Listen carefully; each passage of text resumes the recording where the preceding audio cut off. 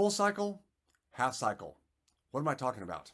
I'm talking about market cycles and secular cycles. Well, David, what do you mean by that?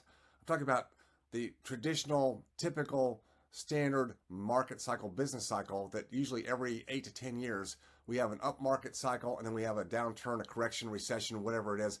This has been going on for well over 100 years, demarcated and documented for well over a century. The cycles can be shorter, they can be longer, but overall, there's always been cycles in place because of the monetary system and the central banks and the manipulation of the markets. It's just how things run.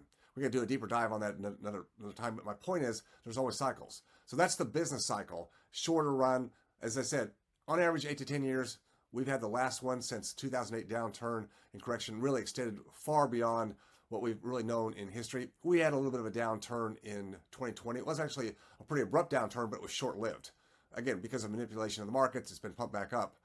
We also have a long-term secular cycle. This is decades long. Last one goes back to like 1980, and where we had the height of fighting inflation. The interest rates were up to 20%, the federal funds rate, and over 40 years from 1980 all the way down to the summer of 2020, interest rates were basically on the decline. That was a long secular cycle, really a tidal wave of headwinds, because when interest rates are coming down, then the cost of capital becomes cheaper and cheaper and cheaper, and that does drive the markets.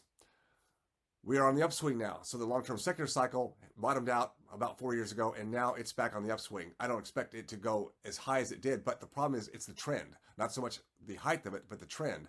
The trend is right now in the swing of causing disruptions in the capital markets globally, not just in the US, but globally.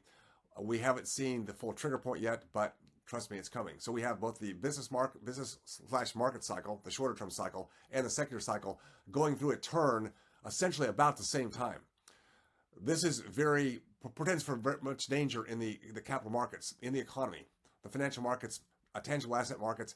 It's all in a different flux. And so my point is, most people only look back at what's happened more recently, like the last 14, 15 years, where we've been in the half cycle of the upswing.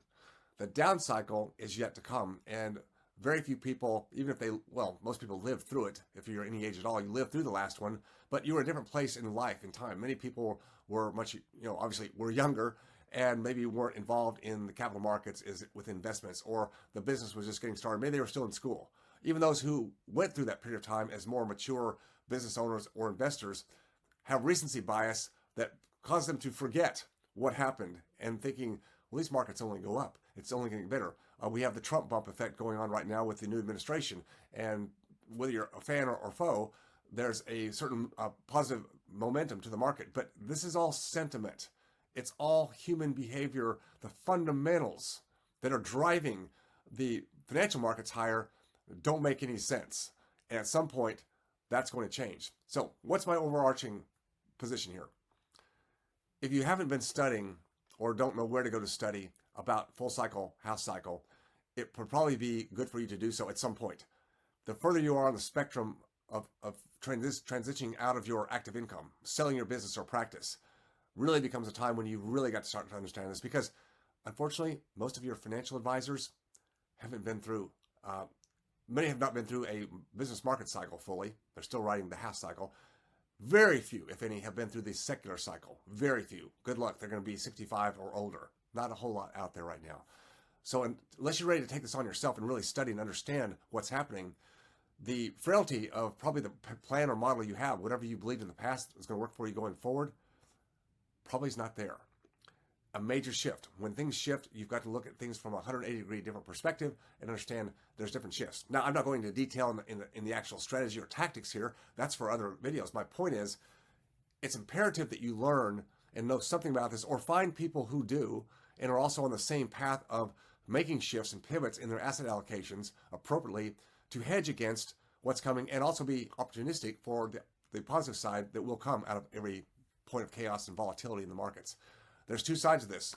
The great wealth transfer, I'd say, is upon us. Are you going to be a giver?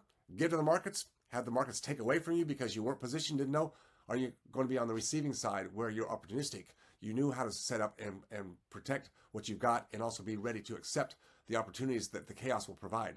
it's two sides of a coin, and you've got to choose which side you're going to take, but you've got to be intentional about it. This is not a time to sit back and be complacent and say, well, what's gotten me to here will carry me forward. I'm going to say one more time, it will not. This is not to scare you, not to be fearmonger. It's saying this is a time that if you've never put really much effort into understanding the market cycles and where your capital is working outside of your primary business, this would be the time to do it.